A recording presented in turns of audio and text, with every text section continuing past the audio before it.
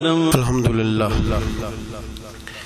अल्हम्दुलिल्लाहि रब्बिल आलमीन वल आक़िबतु लिल मुत्तक़ीन वस्सलातु वस्सलामु अला अशरफिल अंबिया'i वल मुरसलीन अम्मा बाद अऊज़ु बिल्लाहि मिनश शैतानिर रजीम बिस्मिल्लाहिर रहमानिर रहीम व इज़ क़ाला लुक़मानु लिब्निही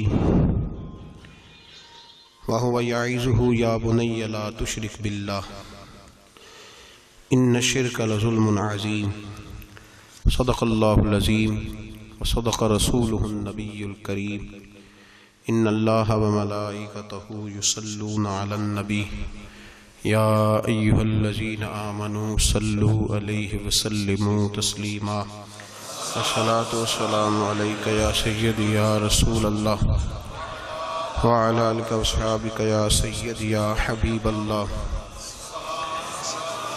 अस्सलातु वस्सलामु अलैका या सय्यदी या नबीयल्लाह व अला आलिका व अस्हाबिका या सय्यदी या नूरल्लाह अल्लाहुम्मा सल्लि अला सय्यदिना व मौलाना मुहम्मदिन मअदनिल जूद वल करम व आलिहि व सहबिहि व बारिक वसल्लिम। तमाम तारीफ़ें अल्लाह जल्ल मजदुहुल करीम के लिए, हर किस्म के दुरूद व सलाम नबी रहमत सय्यद आलम सल्लल्लाहु अलैहि वसल्लम की ज़ाते वाला सिफ़ात के लिए हम्द व सलात के बाद कुरान मजीद के 21वें पारे में सूरह लुक़मान है। जनाब लुक़मान अलैहिर्रहमान नबी नहीं थे, अल्लाह के नेक बंदे थे। हज़रत दाऊद अलैहिस्सलाम की इन्होंने सोहबत पाई थी। रंग काला था, होंठ मोटे थे, लेकिन अल्लाह तबारक व तआला ने हिकमत और दानाई बड़ी अता फरमाई थी। आपकी उस हिकमत और उमूर खैर की वजह से दूर दराज से लोग आपकी खिदमत में हाजिर होते थे और आपसे अल्लाह तबारक व तआला की अता करदा हिकमत और दानाई से फैज़ याब होते थे। हज़रत लुक़मान ने अपने बेटे को कुछ नसीहतें फरमाई। अपने बच्चे को उन्होंने कुछ चीज़ों के बारे में तरबियत दी। अल्लाह तबारक व तआला को उनकी वो बातें और वो अंदाज इतना पसंद आया कि रब ने उसको कुरान मजीद में बयान फरमा दिया। और अल्लाह तबारक व तआला का उस चीज़ को कुरान मजीद में बयान करना इस बात की दलील है कि अल्लाह तबारक व तआला की ये रज़ा है कि मुसलमान अपने बच्चों की तरबियत इसी अंदाज में करें, इसी अंदाज में अपने बच्चों की तरबियत करें। ये उन्वान और ये बातें माँ और बाप को सीखनी चाहिए। बल्कि हमारे बाद बुजुर्ग तो फरमाते हैं कि जिस बेटे और बेटी का निकाह करने का इरादा हो, उसको जहाँ और उनकी ज़रूरत के मसाइल सिखाए जाएं, वहाँ उन्हें सूरह लुक़मान की इन आयात की ज़रूर उन तक पैगाम पहुँचाया जाए, ताकि उन्हें पता हो कि किस नहज पर, किस बुनियाद पर और किस तरीके से हमने अपने बच्चों को अल्लाह तबारक व तआला की रज़ा के मुताबिक ढालना। इंसान सबसे ज़्यादा मुखलिस अपनी औलाद के साथ होता है। इस पर उलमा ने कलाम किया है कि बच्चे भी अपने माँ बाप के साथ उतने मुखलिस होते हैं कि नहीं। इसमें तो शक है कि हो सकता है बच्चे अपने माँ बाप के साथ उतने मुखलिस ना हों, लेकिन ये तयशुदा बात है कि माँ बाप अपनी औलाद के साथ वो मुखलिस होते हैं, उनका खुलूस मुकम्मल होता है अपने बच्चों के साथ। तो हज़रत लुक़मान जब अपने बच्चे को नसीहत कर रहे थे तो वो उन बातों की तरफ तवज्जो दिला रहे थे जो वो समझते थे कि बड़ी ही ज़रूरी है, जिनकी वजह से उनका बच्चा बड़ी खैर पा जाएगा, मुकम्मल कामयाबी दुनिया और आखिरत की हासिल कर जाएगा। हम अपनी औलाद से मुखलिस होते हैं। हमारा अपनी औलाद के मामले में रवैया बड़ा खूबसूरत और हमारा दिल अपने बच्चों के बारे में बड़ा साफ होता है। हम चाहते हैं कि हमारी औलाद शजरे सायादार बने, दुनिया में वकार हासिल करे, रोज़ी भी अल्लाह तबारक व तआला शान वाली अता फरमाए, अल्लाह इन्हें हर लिहाज से नवाज दे। तो कुरान मजीद हमें तरबियत देता है। कुरान मजीद हमारे जहनों की जहन साजी फरमाता है कि फिर तुम इस तरह अपने बच्चों को ढालो, इस अंदाज में अपनी औलादों की तरबियत करो। सूरह लुक़मान की जो आयत करीमा मैंने सबसे पहले तिलावत की वो 13 नंबर आयत है।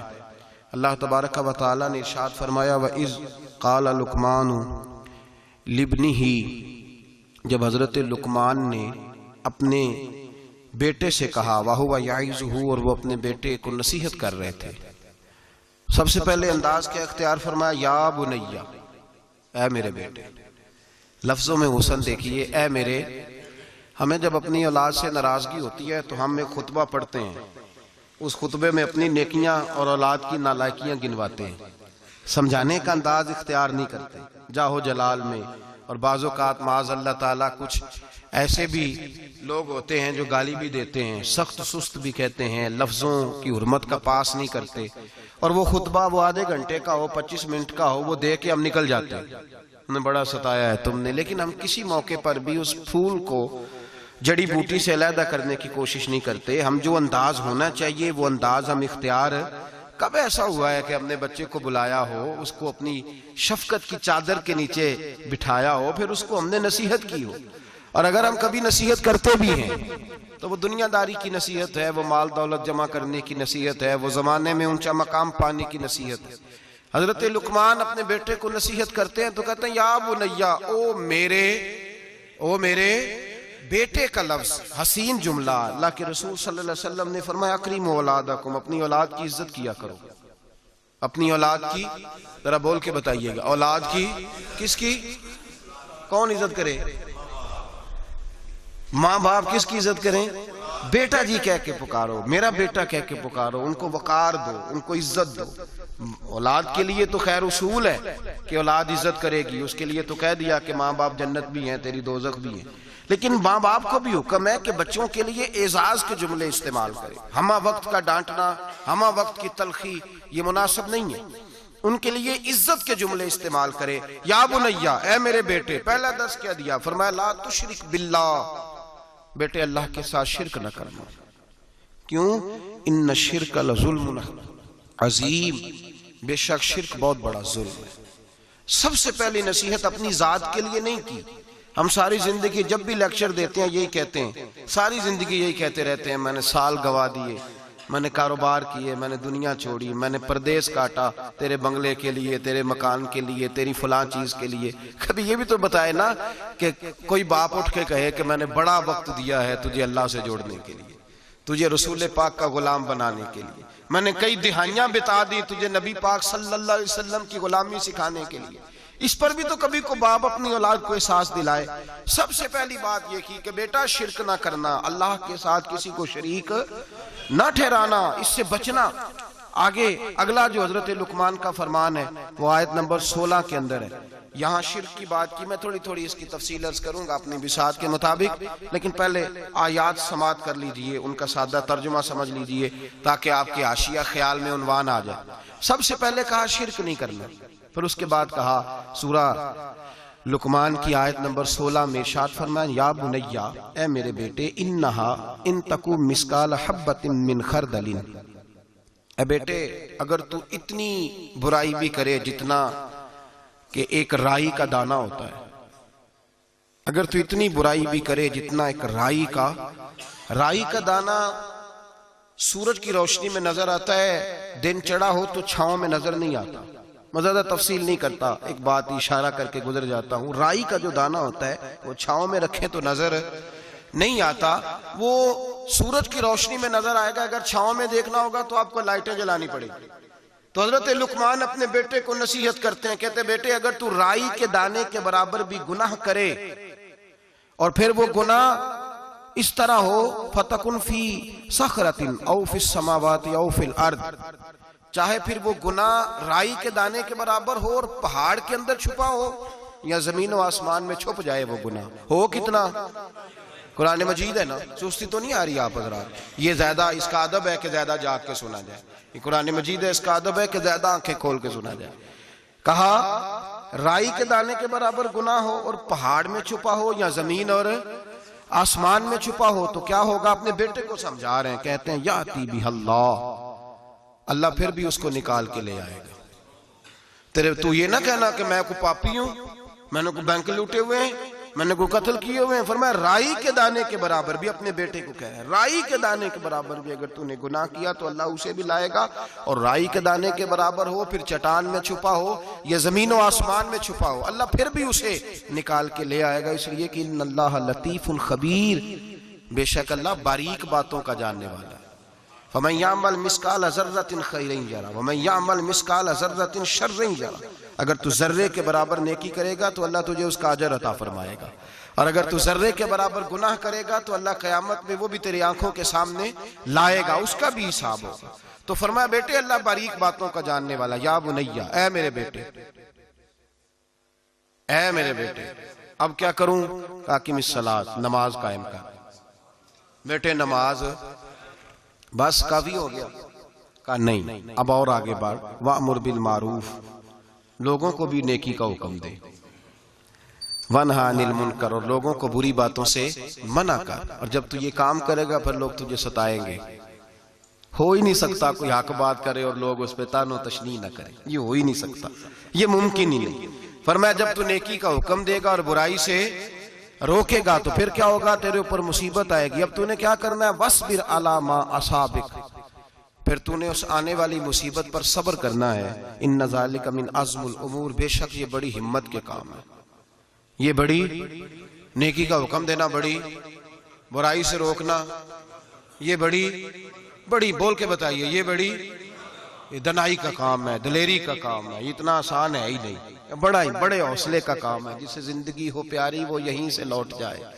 मेरे काफिले में शामिल कोई कम ज़रफ नहीं है, ये हिम्मत का काम है, आसान है ही नहीं। आगे क्या इरशाद फरमाया, बड़ी मेरा दिल करता है बड़ी तवज्जो से सुने इन आयात को।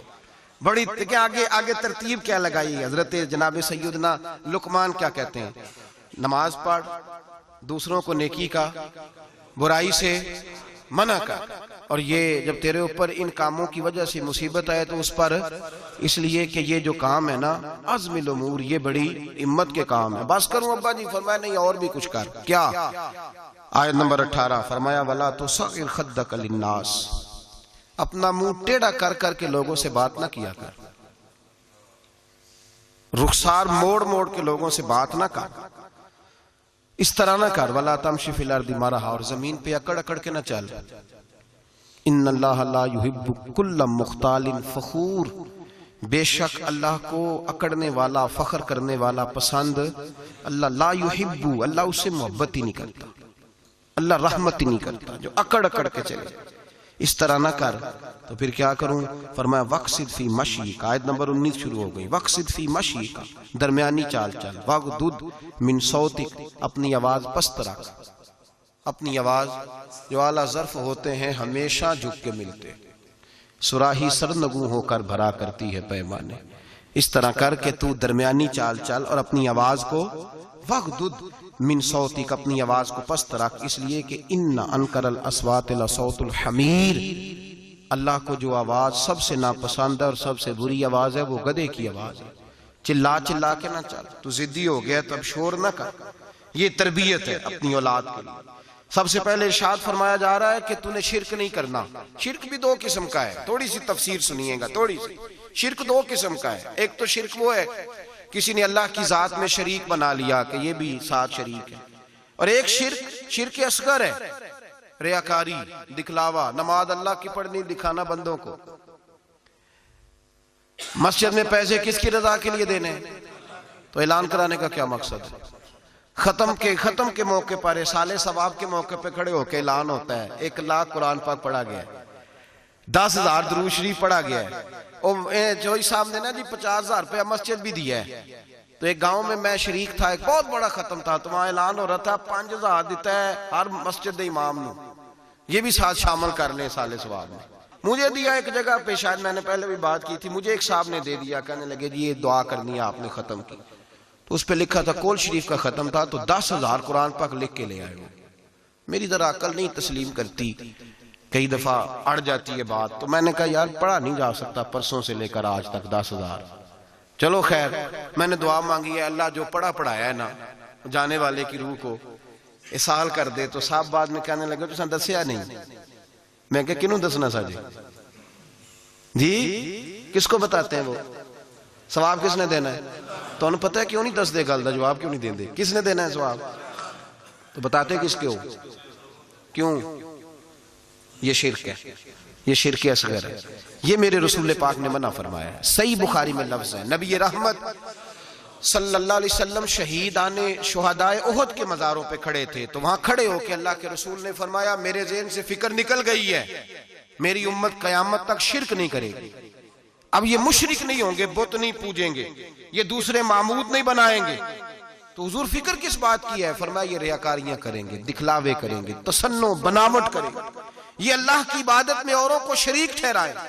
मेरे दोस्तों याद रखो, सबसे पहला हुक्म हजरत लुकमान अपने बच्चे को दे रहे हैं और बता ये रहे हैं कि बेटे अल्लाह वाला बन जा, बेटे अल्लाह से जुड़ जा, शिर्क ना करना, शिर्क बहुत बड़ा जुल्म है। मेरे भाई सब ने मुफस्सिरीन ने अपनी अपनी बात लिखी।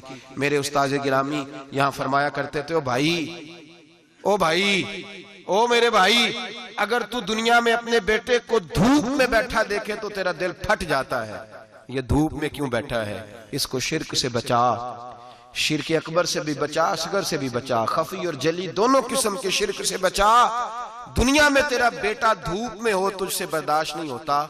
बता अगर तेरा बेटा जहन्नम में गया तो तुझे कैसे बर्दाश्त होगा? आग में जलता हुआ तुझे। इसे अल्लाह से जोड़ दे, इसे रसूलुल्लाह सल्लल्लाहु अलैहि वसल्लम का गुलाम बना दे। मेरे नबी करीम सैयद आलम सल्लल्लाहु अलैहि वसल्लम ने फरमाया जब तेरा बेटा 7 साल का हो जाए तो उसे मस्जिद लेके जा, 3 साल तक लेके जा मस्जिद। 10 साल का नमाज ना पढ़े तो सजा दे, 3 साल तक खुद अपने हाथों से ट्रेनिंग दे, उसे मस्जिद ले जा, आदाब मस्जिद बता, उसे नमाज सिखा, तू खुद ले करके जा, भेजने का नहीं कहा। फरमाया जब बच्चा 7 साल का हो जाए तो उसे मस्जिद, बड़ी मेहनत करते हैं हम बेटे को बंगला देने के लिए, बैंक बैलेंस देने के लिए, दिन रात एक कर देते हैं, खुदारा से नमाजी बनाने की भी मेहनत करो। हजरत बाबा फरीदुद्दीन गंज शकर रहमतुल्लाह ताला अलैह की अम्मा कहती हैं जब मेरा बेटा पैदा होने वाला था तो मैं रब की बारगाह में दुआ करती थी, अल्लाह अगर तू मुझे बेटा दे तो इस तरह का देना, बेटा मेरा हो पर बंदा तेरा हो। ऐ अल्लाह अगर बेटा देना तो इस तरह का देना, मेरे अल्लाह इस तरह की मुझे औलाद देना कि दूध वो मेरी छाती से पिए पर शुक्र तेरा अदा करे। ऐ अल्लाह अगर बेटा देना तो इस तरह का देना कि कुव्वत रोटी रोजी वो जमीन पे खाए लेकिन इसी जमीन पर वो तेरे दीन का सिपाही भी बने, वो मुजाहिद फी सबीलिल्लाह भी बने।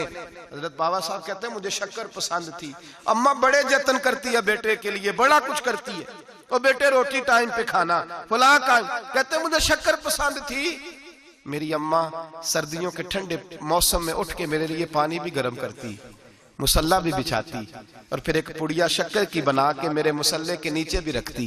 कहती बेटा नमाज पढ़े तो अल्लाह शक्कर देता है। आप फरमाते हैं मैं रोज नमाज की 5 नमाजों के वक्त मुसल्ला उठाता तो पुड़िया शक्कर की मिलती।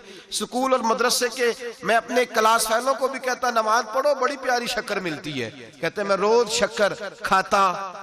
एक सवेरे फजर की नमाज में अम्मा ने वुजू तो कराया, मुसल्ला भी बिछाया, पर देहात की वो सादी बीबी जिसका सारा काम ही खुलूस पे मबनी था, जो ऑक्सफोर्ड से पढ़ी हुई तो नहीं थी लेकिन आदाब ममता उसे सारे आते थे, जो किसी यूनिवर्सिटी की सनद याफ्ता तो नहीं थी लेकिन बेटे के साथ किस तरह का रवैया इख्तियार करना है ये सारा उसे पता था। कहते हैं सादी अम्मा ने सारे काम किए लेकिन शक्कर रखना भूल गई। बाबा साहब कहते हैं मैं नमाज पढ़ने लगा तो माँ ने यह भी बताया था कि नमाजी के आगे से नहीं गुजरते, नमाजी के आगे नहीं होते। अब अम्मा कहती है मैं मजबूर हूँ, दर्स भी मैंने दिया है, भूल गई हूँ, अब शक्कर रखने जाऊंगी तो पर्दा खुल जाएगा। एक कोने में लग के माँ रोई, बेटे की शिफा के लिए नहीं, बेटे की नौकरी के लिए नहीं, बेटे के अच्छे मुस्तकबिल के लिए नहीं, माँ रोई, आंसू बहे। तो कहती क्या है, ऐ अल्लाह मैं इसे अपने आगे झुकाने को जतन थोड़ी करती थी, तेरा बनाने का जतन करती थी। ऐ अल्लाह मेहरबानी फरमा, मेरी पर्देदारी कर, अगर राज खुल गया तो मेरा फरीद नमाज ना छोड़ जाए। बाबा साहब कहते अम्मा तड़पती रही और मैंने नमाज पढ़ के मुसल्ला उठाया। पहले पुड़िया होती थी, अब तो पूरा दरिया शक्कर का बह रहा है। फरमाते हैं मैंने वो उठाई, शक्कर खाई और मैंने चीख के कहा अम्मा जल्दी आ, आज बड़ी लजीज है, आज शक्कर कोई अनोखी है। और आज तो कमाल शक्कर दी है मेरे अल्लाह ने, एक पुड़िया की जगह पूरा दरिया बह रहा है। बाबा साहब रहमतुल्लाह अलैह फरमाते हैं मेरी अम्मा आई और मेरी अम्मा ने बाजू खोले तो माँ की ममता ही बताती है कि अल्लाह की रहमत किस तरह की होती है। कहते मैंने अम्मा के सीने से लगा तो अम्मा रो के कहने लगी, बेटे पहले मैं शक्कर देती थी, आज शक्कर बनाने वाले ने शक्कर अता फरमाई है।